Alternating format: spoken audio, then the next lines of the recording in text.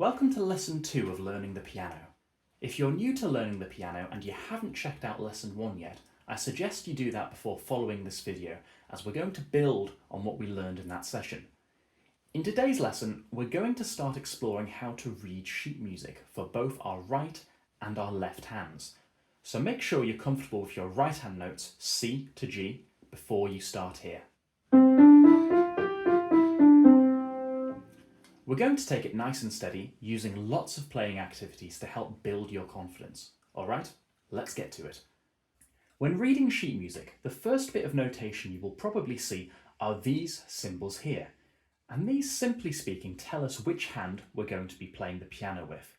This symbol here is called our treble clef, and it tells us to play with our right hand.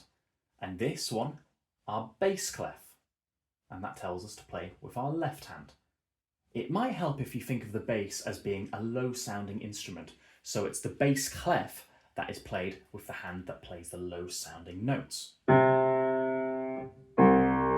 as opposed to the high notes with the right hand. Let's keep it to our right hand first.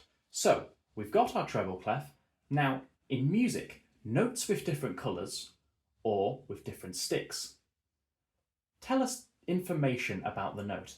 They tell us about how long we're going to be playing each note for. To keep it simple today, we're only going to be looking at our one beat note, or, as it's called in music, a crotchet. It basically looks like a little black blob with a stick. If you think back to lesson 1, when we were playing on the beat, each of those notes were one crotchet beat long. And if we were to write them down, they would look a bit like this. Let's try reading and playing that on our note C. Join in with me when you're ready. 1, 2, 3, 4. 1, 2, 3, 4. And one more time. Good start.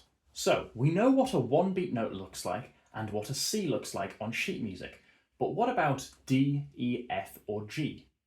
When reading sheet music, all the notes are either in a space between two lines, or they have a line going through the middle of them, and it swaps back and forth as you get higher or lower. Even notes that go off from the main lines, our ledger lines, follow this rule. For example, our C has a line going through it. Our D, which comes next to it, which is our next highest note, can be said to be in a space because it doesn't have a line going through it and it's hanging on this bottom line right there. Our E, as our next note, is obviously going to have a line going through it. Line, space, line. Our F, our next note, is going to be in a space, and finally our G has a line going through it again. C, D, E, F, G. That's what our 5 notes look like when written on the piano. One way to figure out which note is which is to count up from C, which I'm going to call our anchor note. Because if you know what a C looks like, you can combine what we've previously learned, music notes are like the alphabet, and as we go higher, the notes on the page will swap between being in a space and having a line going through them, to figure out where all the other notes are. So if we want to find this note here, all we need to do is count up from C. C, D, E, F, and that one is going to be a G. If we had this on the page, we can see that each of the notes tells us which letter to play, and because they're all black blobs with a stick, we know that they're each going to be one beat long. So this musical phrase will sound like this. Pause this video and try playing it yourself. Well done. Let's play a quick game to help you remember the notes on the page. I'm going to draw a note on the page, and I want you to try and say what the note is and play it on the piano as quickly as possible. Each time I will give you 5 seconds to figure it out, but if you need more time, you can always pause the video. Okay, let's give it a go. Find this note for me. There we have a C. Find this note for me. Next we have an E. Find this note for me. Next we have a G. Try and find this note for me. There we have a D. Find this note for me. There we have an F. Nice. Bear in mind, this is a game you can come back to if you're not 100% confident with these notes yet. Now, I'm going to write a few musical phrases using our notes C to G. Each time, I want you to try playing through each one at a slow but steady pace. Focus on getting the notes correct, but also make sure that each one lasts the same length. After it's on the page, pause the video. Try playing it yourself. When you play the video again, I will play for you what it should sound like, so you can check whether you got it right or not. Okay, let's give it a go. Here is your first phrase. Pause the video and try playing it yourself. Here's what it should sound like. C, D, E. Here is your second musical phrase. Pause the video and try playing it. And it should sound like this. Here is your third musical phrase. And it should sound like this. Here is your fourth musical phrase. Pause the video. It should sound like this. Here is your fifth musical phrase. And that should sound like this. Here is your sixth musical phrase. Pause the video and try playing it. And that should sound like this. Here is your seventh musical phrase. And that should sound like this.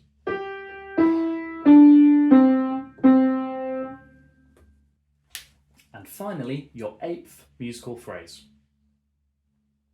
And that should sound like this.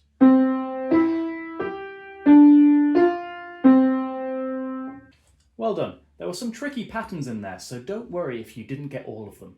Once again, this is an exercise I suggest you practice a few times to help build confidence with these notes. Okay, we've covered a lot of ground there with our right hand, so now it's time to look at our left hand. When we're playing with our left hand, most of the time you will see this symbol called a bass clef, which we briefly discussed in the last lesson. Generally, it's treble clef for right hand and bass clef for left hand.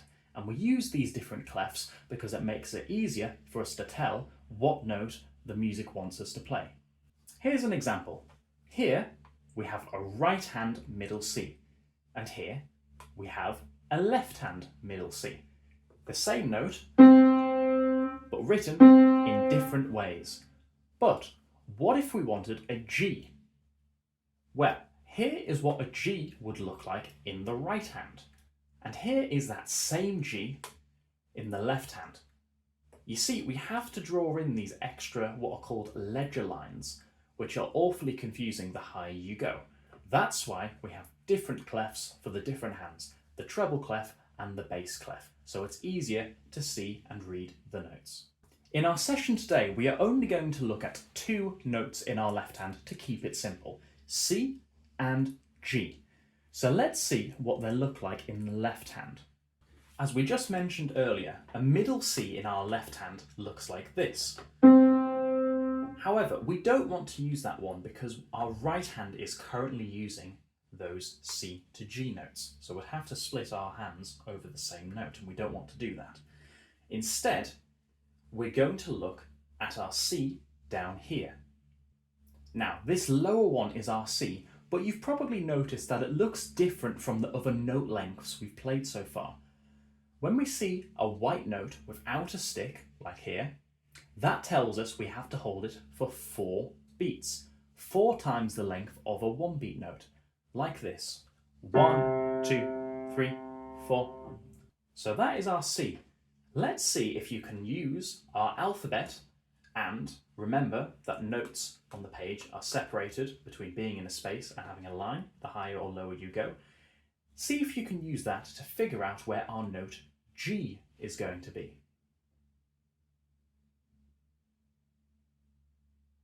Okay, Let's try and figure it out together.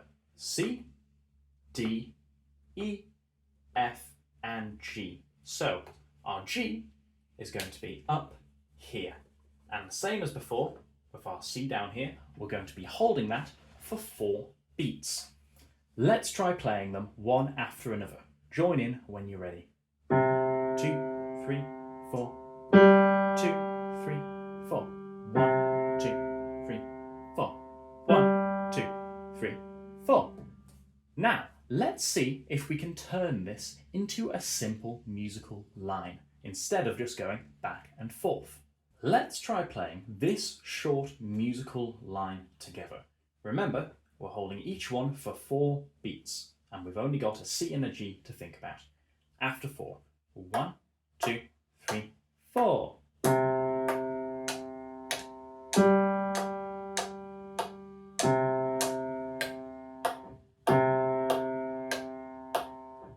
Excellent. Now we are ready to add this to our backing track. Try playing this along with the backing track using the notes we have on the page, but make sure you count the note lengths correctly before you change. Here's a quick example of what it should sound like with the backing track.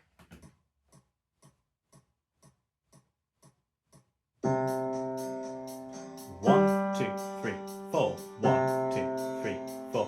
1, 2, 3, 4. 1, 2, 3, 4. 1, 2, 3, 4. 1, 2, 3, 4. 1, 2, 3, 4. 1, 2, 3, 4. 1, 2, 3, 4. 1, 2, 3, 4. 1, 2, 3, 4. Now, pause the video and try playing it yourself with the recording. Excellent. And now for the final part of the lesson. We're going to try and play with the backing track using both hands together. Don't worry, I want you to keep it really simple to start with. To play, we're going to use our left hand pattern we've just played there, and with our right hand we are only going to be playing 1 beat crotchets on our note C. Here's what I'm talking about.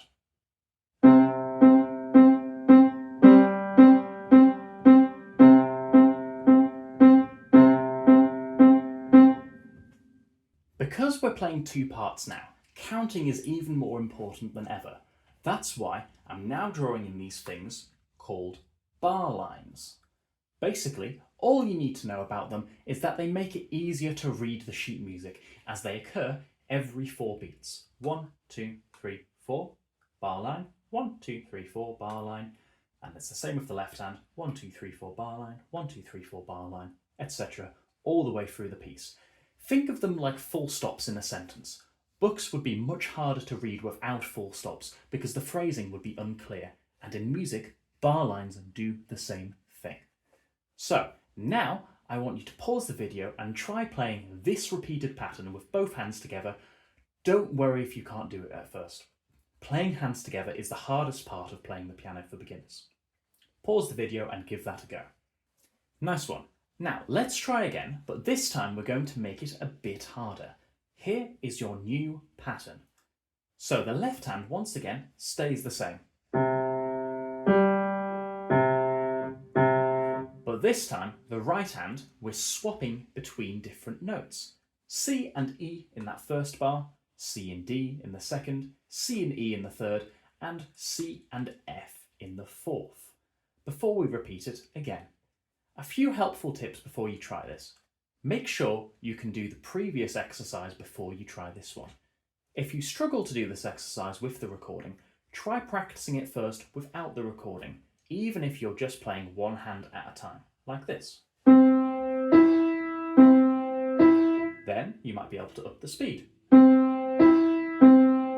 Then you might be able to do 2 bars together. Then you might want to add both hands for those first 2 bars. And so on and so forth through the piece. This is difficult, so don't worry if you can't do it straight away. When you learn a musical instrument, mistakes happen every single time when you sit down at the piano stool, even for world-famous professionals. So don't give up if you're finding it difficult. Everyone finds it difficult. For one final exercise, we're going to combine what we learned in lesson 1 with what we've covered in this lesson. We're going to use the same left-hand pattern to play with our backing track, but this time you're going to improvise using your right hand, meaning you're going to make something up on the spot using our notes C to G. Again, this is quite tricky, but you now have enough tools to be able to create some good sounding musical phrases. Here's a few examples of what it might sound like.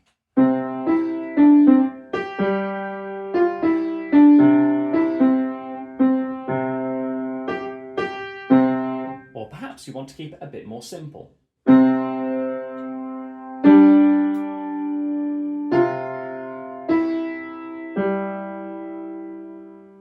And here's one final one if you're feeling a bit more ambitious.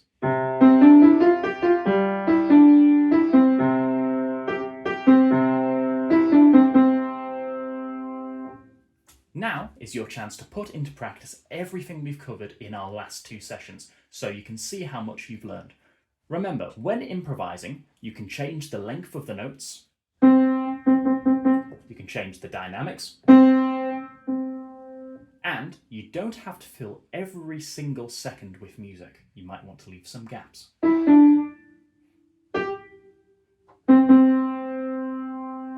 Doing this makes the music sound more exciting, dramatic, and more worth listening to. Give it a go with or without the recording and see what you can come up with. Alright, that will do it for today. We've covered a lot of ground, looking at how to read and play the notes C to G with our right hand.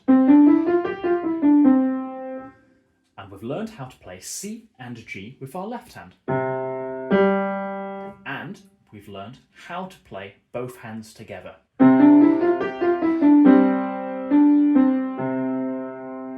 To get the most out of this lesson, I would suggest watching it a few times and playing alongside when I tell you, just to make sure you're getting used to playing the piano. Even playing 5 to 10 minutes a day will make a big difference and it'll help you improve much more quickly. Okay, thanks for joining me today on your second piano lesson, and I hope you'll join me next time for our final lesson on the beginner course, where we will look at chords and scales. Take care, and I'll see you next time.